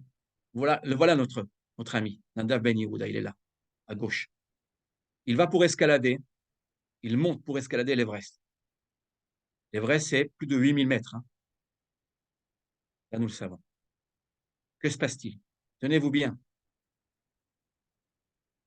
Il arrive, il voit le mont. Il lui reste 250 mètres à parcourir. Ce qui n'est a priori pas grand-chose, après avoir fait presque 8000 mètres de marche. La marche, vous voyez la marche? Toujours la marche. Que se passe-t-il? Il remarque dans les neiges, enfoui dans les neiges, il remarque qu'il y a un homme. Celui-là, même que vous voyez là, à droite, le Turc, en train de mourir, gelé au bord de la mort. Que fait-il? Il ne réfléchit pas. Il ne voit pas le sommet. Ce n'est pas le sommet qui l'intéresse. Ce qui l'intéresse, avant tout, c'est de sauver l'alpiniste qui est en train de mourir. Il est au bord de la mort. Il mourait là. Il était au bord de la mort. Il mourait. Que fait-il? Il le prend sur ses épaules. Je ne sais pas si vous vous imaginez. Il se doit de redescendre au plus vite. Comme vous le savez, à 8000 mètres, sans oxygène, ça relève de l'exploit. Je vous rappelle que ce jeune homme-là, c'est un grand alpiniste. Hein, c'est un des meilleurs alpinistes au monde, d'ailleurs. Hein, au monde. Il est considéré comme un des rares alpinistes israéliens à avoir escaladé les plus grands monts du monde entier. Voilà. En fait, il s'est fait connaître lorsque, justement, il a sauvé cet alpiniste turc. Et ce qu'il faut savoir, c'est qu'à l'époque, en 2012, les relations diplomatiques entre Israël et la Turquie étaient des plus mauvaises. Vous voyez? Et la Turquie nous remerciera d'avoir sauvé l'un des leurs. Alors, regardez bien, finalement, la perfection. Regardez, vous vous rappelez notre question du début? Est-ce le résultat qui importe? Est-ce le résultat? Ce qui importe? C'est quoi? C'est le sommet ou le résultat pour arriver au sommet? Ou la marche pour aller au sommet? Regardez bien. Finalement, ce qui importe ici, ce n'est pas le sommet, c'est la marche. Sans cette marche, il n'aurait pas rencontré l'autre alpiniste, il ne lui aurait pas sauvé la vie. Il lui a sauvé la vie. Hein. Ils sont encore en lien. Il y a un lien très très fort entre les deux alpinistes, vous le voyez. Il lui a sauvé la vie. Alors que je n'ai pas voulu la mettre, il y a 2 mois de cela, une alpiniste finlandaise, dont je tairai le nom, et a abandonné un Sherpa en montant l'Everest. D'accord? Elle était accompagnée, alors elle n'était pas seule, elle était accompagnée d'une centaine de personnes. Vous savez que l'Everest, c'est une autoroute. Hein. Il y a une période extrêmement étroite au cours de laquelle on peut monter l'Everest. Que s'est-il passé? Cette Finlandaise a reçu le prix. Elle est arrivée première. Elle a planté le drapeau, la Finlande. Mais elle a été totalement, mise de côté. Pourquoi? Parce qu'elle a abandonné un Sherpa qui a gelé. Alors, on aurait pu lui sauver la vie, probablement. Au moins faire le geste de le prendre et le descendre. Faire quelque chose. Vous voyez? Rien n'a été fait. Alors que lui, Nadav Ben Yehuda, seul en montagne, il était seul. Sans masque, je vous le rappelle, qui est une performance. À porter sur ses épaules, je ne sais pas si vous imaginez, donc son compagnon. Et il en perdra quelques doigts. Hein. Vous le voyez là, il a perdu quelques doigts, évidemment. Et il a failli lui-même perdre la vie. Et il dira, je ne regrette rien. Là, ma souffrance n'est rien face à la vie que j'ai sauvée. Donc vous le voyez là, ce qui importe finalement, ce n'est pas tant le résumé, le sommet, le résultat, c'est la marche, le processus qui mène au sommet.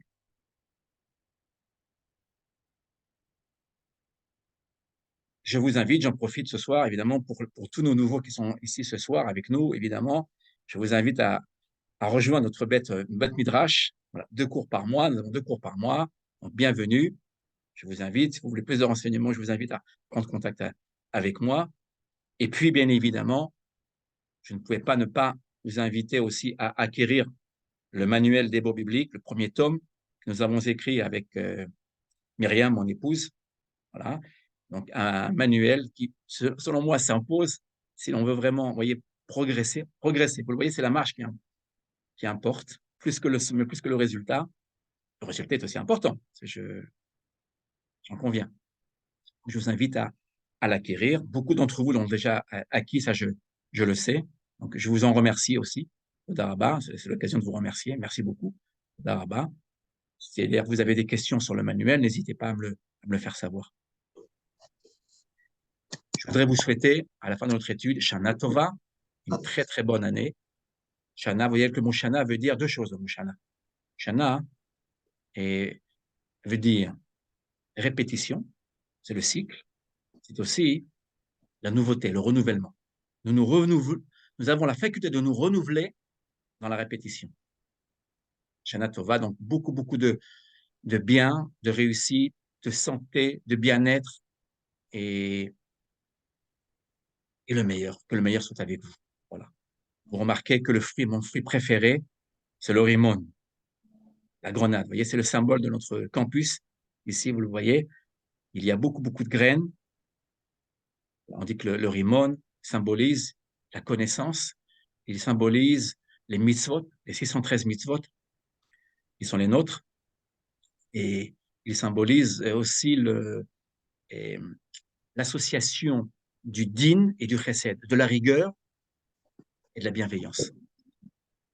Merci beaucoup de votre attention et au plaisir de vous retrouver. Si vous avez des questions, des remarques, grand, grand, grand plaisir.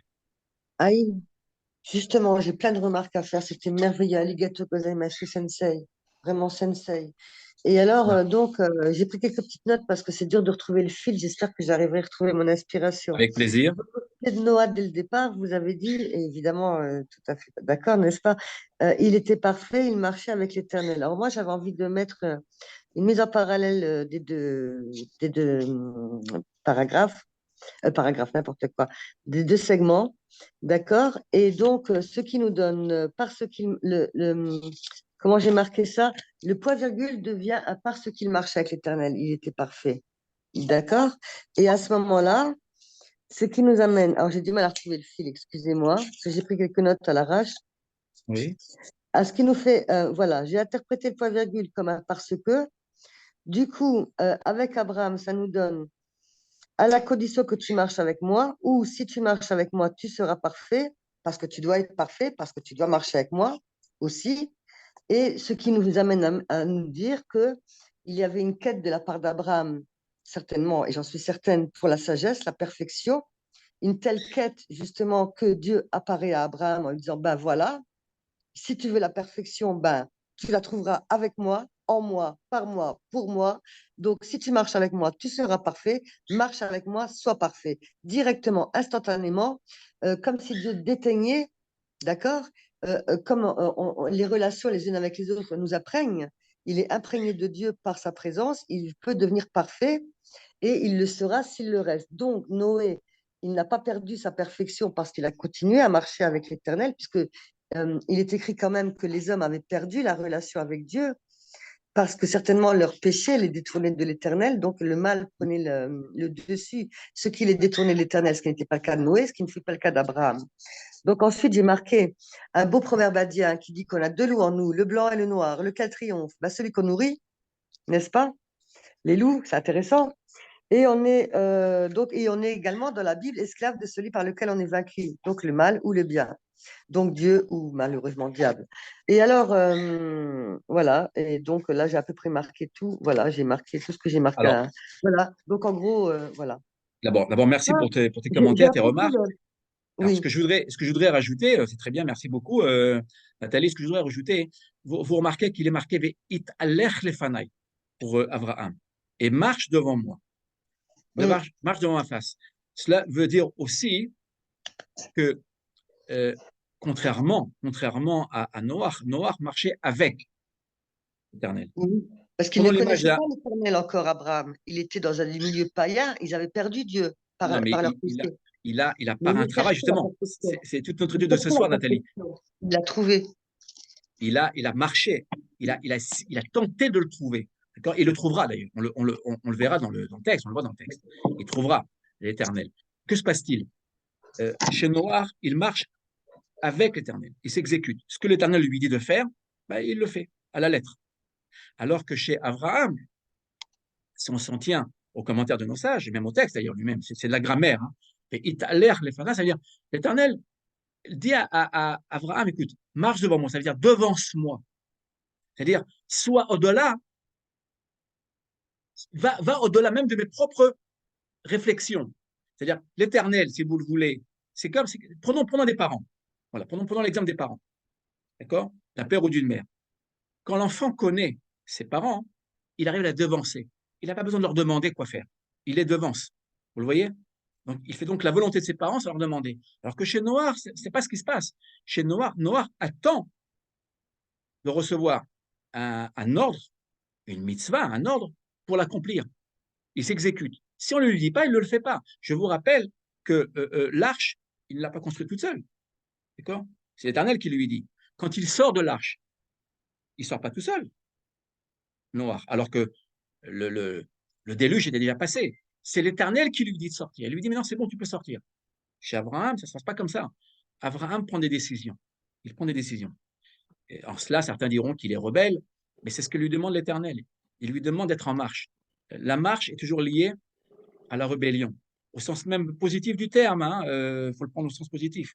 C'est-à-dire avoir l'esprit critique, chercher, poser des questions, et faire des remarques comme nous le faisons, et pas tout prendre pour argent comptant, si vous le voulez. Voilà.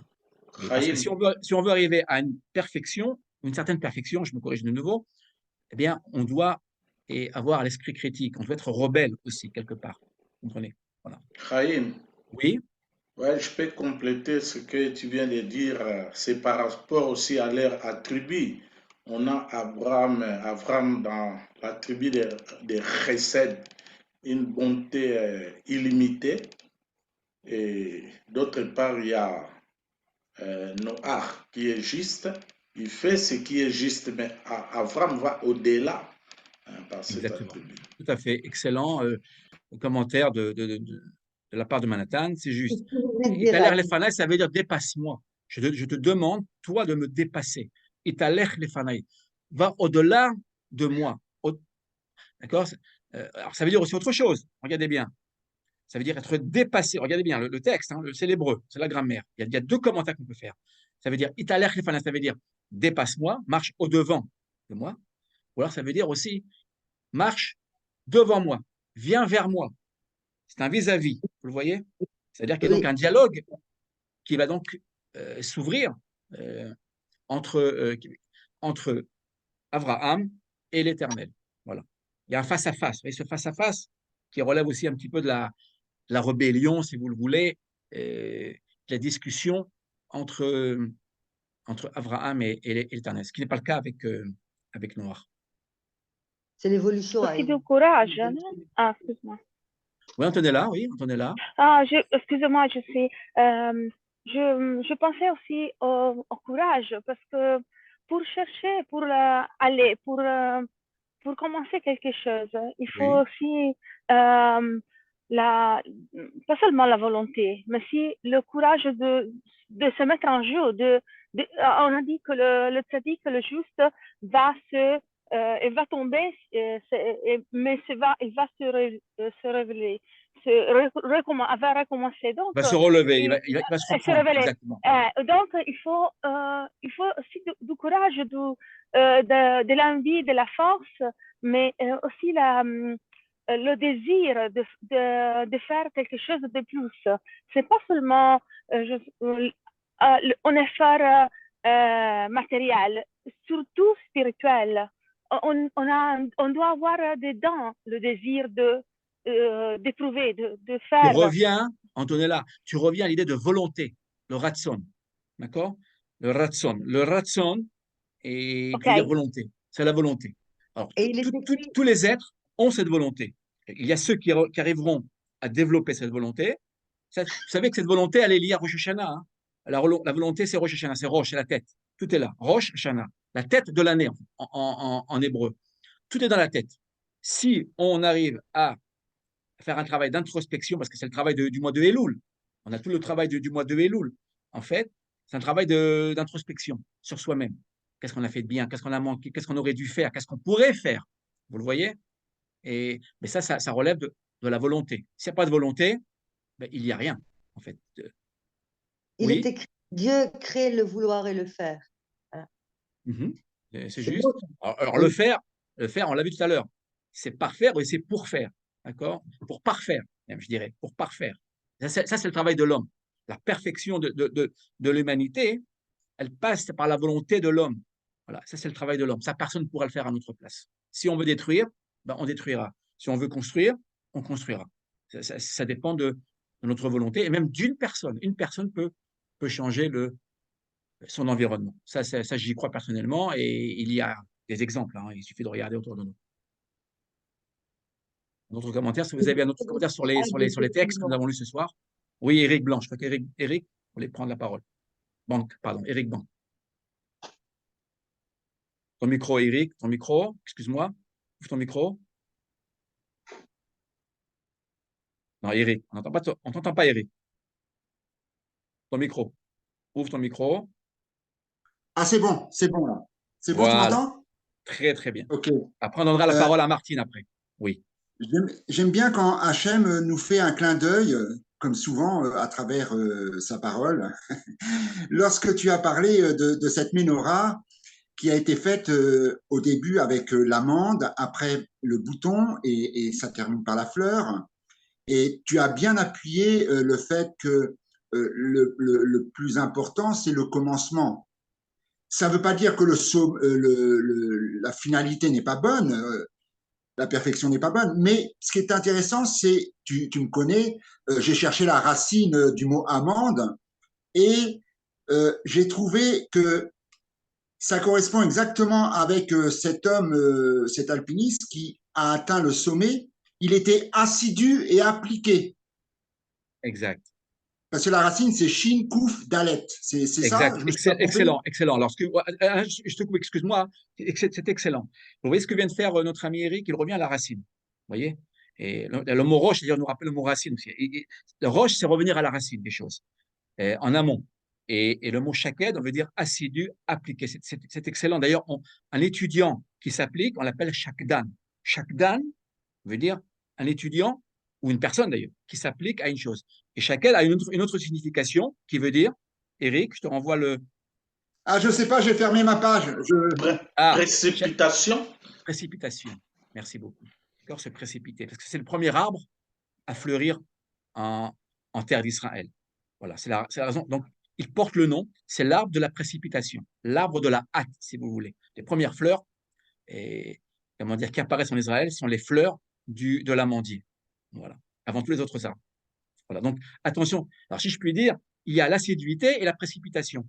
Mais faire attention. Quand on se précipite, on risque aussi de tomber. Voilà, donc il faut faire attention. Merci beaucoup, Eric, c'est très, très bien. Et donc, voilà, revenir. Martine, vous voulez prendre la parole? Je prends Martine. Après je crois que Soraya voudra prendre la parole, je crois. Martine va prendre la parole. Merci. Martine, ton micro. Je retombe sur le même verset qui m'a posé question quand je pense aux prières qu'on fait pour le Rosh Hashanah. Mais là, tu as parlé du fruit. Et moi, je connais pas je dis le mot entier, hein, il y a sûrement des mots, des lettres qui précèdent. Meshukadim, c'est ce nom-là que tu as voulu dire pour le fruit? Oui, oui, Meshukat, ça veut dire en forme d'amande. Shaked, c'est l'amande. C'est ce D'ailleurs, en hébreu, dire, donc. les amygdales, comment on dit en hébreu les amygdales? Intéressant. Ashkedim, les amandes. Pourquoi? Parce que les amygdales sont en forme d'amande, oui. D'amande. Vous voyez, alors l'hébreu est beaucoup plus facile que le français, parce qu'en hébreu, on dit ashkedim, on appelle les amandes. On ne dit pas amygdales, on dit les amandes. Voilà. Et d'ailleurs, vous aurez des traductions françaises sur le verset du chapitre 25 de l'Exode, on dira c'est la forme d'amygdale, quelque chose comme ça. D'accord.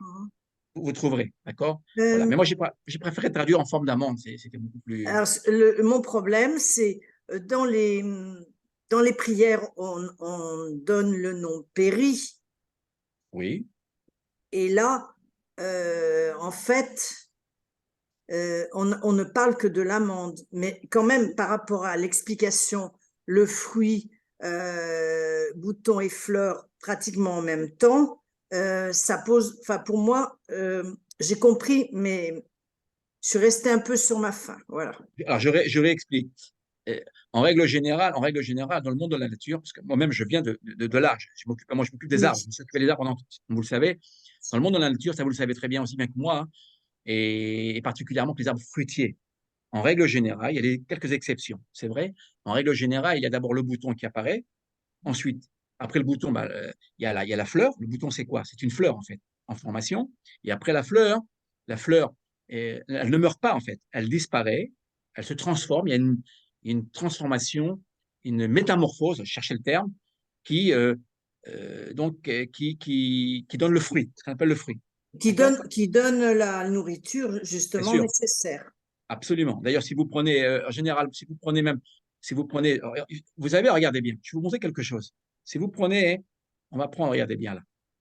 C'est pas voulu, mais ça tombe bien. Voyez, vous prenez le rimon, la grenade. Vous voyez, regardez bien. Si vous voyez là, la tête, ce qu'on appelle la tête du rimon d'ailleurs. Vous voyez là, la tête du rimon, ça tombe très bien. Roche à rimon. Vous voyez, c'est pas voulu. Combien? Regardez bien là. Qu'est-ce qu'on voit là? On voit 6 pétales. Ah oui. C'est quoi ces 6 pétales? C'est un résidu. Vous voyez même à l'intérieur, là, regardez les graines, ce qui reste. C'est la fleur. Le fruit, c'est la fleur. Les 6 pétales que vous voyez là, c'est les 6 pétales de la grenade, de la fleur rouge de la grenade. Alors, cette fleur-là est devenue fruit. Alors ce qui se passe, c'est que dans le texte de la… je reviens vers vous. Ce qui se passe, c'est qu'en règle générale, je dis bien, et la fleur, elle disparaît. Si vous voulez, pour donner le fruit. Alors, ça ne peut pas être en même temps le bouton, la fleur et le fruit. Ce sont des processus qui se succèdent, et chaque fois, on monte un étage, si je puis dire. Que se passe-t-il dans la Ménorah? C'est tout le contraire. Dans la Ménorah, on a le fruit, et puis d'une manière qui n'est pas du tout chronologique, on nous rappelle, on nous montre sur le candélabre, on nous montre le bouton et la fleur. Logiquement, ils n'auraient pas dû y être. On aurait dû nous parler que du résultat. Finalement, quand on sert l'Éternel, parce que la Ménorah est un instrument, d'accord, qui sert au culte divin. On allumait donc la lumière. D'ailleurs, à propos, si on revient à la Ménorah, il faudra encore une heure d'étude. Je vous rappelle que le feu d'en haut, le feu de l'Éternel, ça c'est Rashi qui le dit, hein, c'est le grand commentateur. Mais Rashi reprend la tradition du Talmud. Le feu d'en haut, l'Éternel, ne descendait sur la Ménorah que lorsque le grand Cohen allumait la Ménorah, c'est-à-dire la lumière centrale. La Ménorah, il faut savoir, il y a 7 branches, 3 et 3, et celle du milieu. Celle du milieu s'appelle la Ménorah. C'est celle du milieu qui donnera le nom à l'instrument, d'accord, de la Ménorah, du candélabre. Maintenant, ce qu'il faut comprendre, c'est qu'il commençait à allumer la lumière du central. Mais que se passe-t-il? Ce n'est pas l'Éternel qui donnait la lumière, c'est le grand Cohen. Et lorsque le grand Cohen s'approche, il montait. Alotecha, lorsque tu monteras, il est marqué, allumer la Ménorah, alors que se passe-t-il? L'Éternel allume aussi à sa manière la Ménorah. C'est-à-dire que l'action humaine est importante. C'est elle qui va amener la bénédiction divine. Vous comprenez? C'est-à-dire que tout commence par le bas. Ça, c'est Rosh Hashanah. Rosh Hashanah, c'est le jour, ce sont 2 jours si vous le voulez, mais même toutes les fêtes du mois de Tishri, ce sont des jours où l'on va reconnaître le royaume de Dieu, c'est-à-dire la malchoute, la royauté. D'ailleurs, dans nos prières, on va changer beaucoup de passages et on introduira le mot Melech, que nous retrouvons d'ailleurs dans nos bénédictions quotidiennes, d'ailleurs, le roi du monde, le maître du monde. Mais attention, cette notion de maître du monde, elle naît d'où? D'une reconnaissance. C'est nous qui devons faire cette démarche. Donc je reviens au candélabre. Sur le candélabre, que se passe-t-il? On aurait dû logiquement, naturellement, parce que c'est un arbre, hein. Le candélabre est un amandier. On aurait dû logiquement n'avoir ou bien que le fruit, que la fleur, ou que le bouton. Or, là, on nous donne d'abord le résultat, le sommet, puis on nous dit non, on va dans le texte, on le voit très bien, même le bouton, même la fleur sont introduites sur le même candélabre. Cela veut dire que ce qui importe, ce n'est pas tant le résultat, mais le processus qui mène au résultat. Et ça, c'est dans le monde spirituel. Dans le monde spirituel, on tient compte de l'effort qui est fourni. Quand je dis spirituel, ça ne veut pas dire dans un monde que de personnes qui seraient spirituelles. Ça veut dire dans un monde bienveillant où on tient compte du travail d'autrui. Vous le comprenez? Pas dans un monde forcément religieux, dans un monde naturel. On voit, prenons un enfant. Moi, j'aime bien le monde des enfants. Un enfant qui travaille et qui n'arrive pas. D'accord? Pourtant, il travaille. Il fait tout son possible. Il est sérieux. Il fait tout son possible. Pour moi, il est aussi grand que le premier de la classe, si vous le voulez. D'accord? Et d'ailleurs, on le voit très bien. Si on sait bien diriger l'enfant, il arrivera à de très, très, très bons résultats. D'accord? Cette idée de cancre n'existe pas. C'est une idée qu'on a voulu nous faire, nous introduire. Mais tout le monde est bon, tout le monde est excellent. Mais pourquoi? Parce que ce qui importe, c'est le processus. Par contre, celui qui ne fait rien, alors là, il est perdant, même s'il est doué. Même Mozart faisait ses gammes, je veux dire. Tous les grands pianistes, on voit très bien, tous les grands, dans n'importe quel domaine, moi-même, je travaille ma grammaire tous les jours, je la revois, je la révise, je l'étudie, je pose des questions. On travaille. Si on ne travaille pas, le terme c'est avoda. Avoda, hein, avoda, c'est avoda chez Balev. C'est le travail dans le cœur, vous voyez. Hein, et on ne se mesure pas aux autres, je le dis toujours. On se mesure à soi-même. C'est pour ça que très souvent, pour ceux qui me connaissent, je leur dis toujours, mettez des dates à vos exercices. Mettez des dates. Mettez la date à laquelle vous avez commencé l'exercice. Ça vous permet de savoir votre progression. Et moi, je ne cherche pas, ça je refuse, j'aime pas les notes, je n'aime pas les notes, je n'aime pas la concurrence. Et elle peut être bonne parfois, je ne dis pas, mais en règle générale, ça mène à de mauvaises choses. Moi, je crois au travail personnel, ça on le voit de par nos sages, hein, et je crois comment dire, au fait qu'on doit se mesurer qu'avec soi-même. Ah oui, quand on se trompe, ben, on doit le reconnaître. Et on dit, tiens là, j'aurais peut-être pu faire mieux. Et puis alors, on va demander, on va toujours essayer de grimper. Et au bout d'un moment, ben, sans s'en rendre compte, on va voir qu'on a fait déjà un bout de chemin. Vous voyez. Et c'est ça la menorah. La menorah, elle contient tout.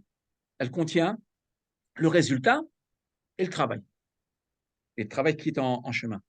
Donc c'est la leçon de la menorah. Il y aurait d'autres leçons à tirer de la menorah, bien évidemment. D'accord? Mais c'est une des leçons que nous pouvons tirer de la menorah. Merci Martine. Soraya, je crois que Soraya voulait prendre la parole. Oui, tout à l'heure, vous disiez que Noir a été choisi pour consoler l'humanité et qu'en s'enivrant, il avait échoué. Mais quand il a planté la vigne, est-ce qu'il savait qu'avec le fruit, il allait s'enivrer avec le fruit? Non, je ne crois pas. Je ne crois pas qu'il. Enfin, ça, encore une fois, c'est de l'ordre de la Ouais, supposition, ouais, hein, Soraya. ouais, On ne peut pas savoir vraiment. Mais ça revient à l'idée de volonté. Volonté. ouais. Quel est le danger quand on est parfait? Quel est le danger, justement? Quand on arrive à très, très haut. L'orgueil. Exactement l'orgueil. On ne peut pas aller plus haut. On arrive au sommet, vous comprenez? Hum, Donc, ce qu'il faut savoir, c'est que le sommet, c'est ce que nous apprennent nos sages, le sommet, il est toujours à repousser. Si nous arrivons à un sommet quelconque, tout de suite se dire attention, là, attention. On n'est peut-être pas encore arrivé au sommet. Vous comprenez? Parce que c'est là où se trouve le danger. Vous voyez, on risque d'être par orgueil. Bah oui, c'est l'orgueil qui risque de nous toucher. Et je pense que peut-être, c'est encore une supposition, d'accord? Libre à vous de ne prendre ou de ne pas prendre. Et je pense qu'il est probable que Noach avait conscience de son élection, qu'il avait conscience de sa perfection. Il en avait conscience. Quand on est très bon, on le sait, en règle générale. Vous comprenez? Il était l'élu. N'oubliez pas que sur Terre, il y a eu 8 élus. 8. Le premier, c'est Noach. Oui, oui. Hein, Claudine, avec sa famille, il avait ses enfants et toute sa famille Oui. avec ses gendres. Ben, ça faisait 8. C'était 8 à bord de l'arche. C'est pas énorme, hein, sur l'humanité. Oui. Hein. Vous imaginez, on est combien aujourd'hui? On est combien sur Terre? Waouh. Ok. Très bien, on oublie, voilà, et on est quelques milliards. Milliards. Vous imaginez, sur tous ces milliards, si je puis Oui. dire, il ne resterait que 8 personnes. Et le premier en tête, c'est Noach. Oui, Donc, oui. et donc, il est là le danger. Il est là. Mais Et il a dit parce qu'il a fait une dépression, non? Devant la destruction du monde. oui, alors ça, tu as raison de le dire. Ah oui, oui.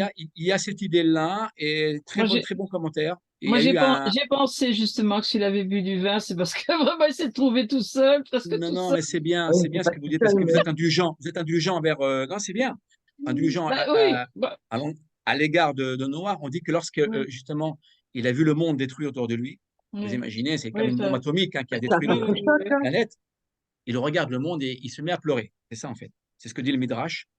Et là, l'Éternel lui dit, mais j'aurais préféré, hein, ça c'est le Midrash, hein, c'est un commentaire, j'aurais préféré que tu pleures avant et pas après. Contrairement à Abraham. Vous vous rappelez Abraham, lorsque l'Éternel veut détruire Sodome et Gomorre et toutes les Oui. villes et Oui, il a la corruption, eh ben Abraham, il prend ça en main. Il dit non, non, il faut qu'il y ait 50 justes, 45. Vous vous rappelez ce marchandage? Ouais. Oui. Voilà, Oui, oui, Il a oui. parlementé, oui. exactement. Et encore une fois, vous voyez, c'est Mais en l'action, même c'est la temps, volonté d'agir, voilà, qui importe. Noé a aussi un peu peut-être perdu confiance dans le jugement de Dieu à ce moment-là également. Donc il y a aussi une forme de, comme vous dites, une petite accusation quand même, on peut le faire. Non? Il y a, voilà.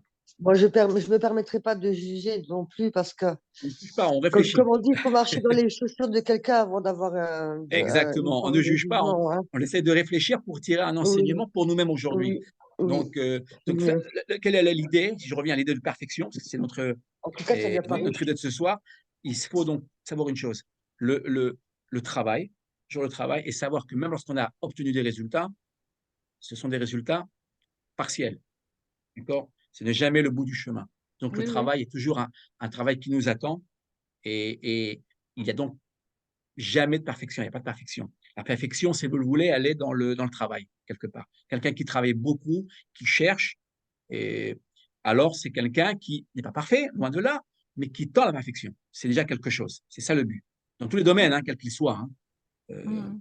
Voilà, Et plus voilà on l'idée. avance, plus on est dans l'étonnement, tellement il y a à découvrir. D'ailleurs, Einstein lui-même disait, je m'incline Toujours, devant le on a grand toujours, maître de l'univers.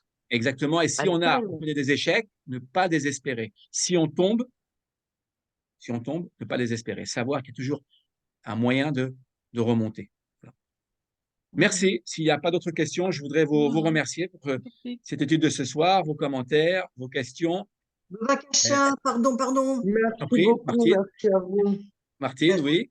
Je voulais dire au niveau grammatical ou quand est-ce qu'on emploie le mot ticherie ou ticherei? On peut dire les deux. On peut dire les deux. Ça a Ticherie le ou même, ticherie. ça a le même Voilà. sens. Ça a le même sens, tout Il n'y a à pas fait. de problème grammatical. Non, pas du tout. Non, Non. d'accord. Non. Je me suis Alors, posé la question. on peut le dire, sachant que tous les mois hébraïques ne sont pas des mois hébraïques. Donc, Oui, c'est vrai. D'accord. merci beaucoup. Merci Toda infiniment à rabba. vous tous et à vous tous d'être restés Beaucoup. jusqu'au bout. Merci pour Toda votre rabba. contribution et Merci à vous, merci. à une prochaine fois. Merci beaucoup. À la À prochaine. bientôt. À bientôt. Au revoir. Shalom, shalom. À Shalom. bientôt. Au Salam, revoir. salam. Shalom, shalom. Toda rabba. Merci Shalom, Flora. Au revoir. Je vous Antonella. vois tous. Merci. Au revoir. Shalom. Salam à tous. Toda. Au Salam. revoir. Shalom, shalom. Un plaisir de vous retrouver. Au revoir. Au revoir.